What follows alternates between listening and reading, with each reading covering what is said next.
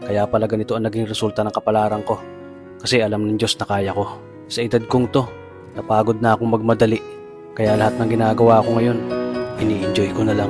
Siguro sa dami na rin ng aking pinagdaanan, napagtanto ko na ang buhay ay mas malawak at mas mahiwaga pa sa mga problemang dumarating sa buhay natin. Tumatanda na tayo, baka sa kakahabol natin sa masagana at maayos na buhay, ay hindi na natin na-enjoy ang buhay. Baka nabubuhay na lang tayo dahil nape-pressure tayo sa sasabihin ng ibang tao. Marami na rin akong mga naging maling desisyon sa buhay, pero lahat yun nagsilbing aral sa akin at natuto ako sa mga pagkakamali ko. May mga taong sobra nating mamahalin at bibigyan ng halaga, pero ibabalik lang sa atin ay kabiguan at matinding trauma. Kaya wag nating lilingunin ng mga taong tulad nila dahil mas payapa kapag hindi ka na interesadong malaman pa kung anong pambalita sa kanila. At wag mong idepende ang sarili mo sa kahit kanino. Tandaan mo, kahit sarili mong anino, iiwan ka din nito kapag madilim na ang paligid mo. Kailangan natin matutunan na huwag ikumpara ang sarili natin sa iba dahil hindi natin laban ang laban nila. Karera mo to, hindi nila karera.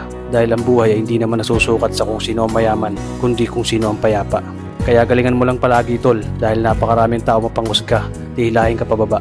At lagi mo tong tatandaan na makakatanggap ka lang ng papuri mula sa kanila kapag patay ka na.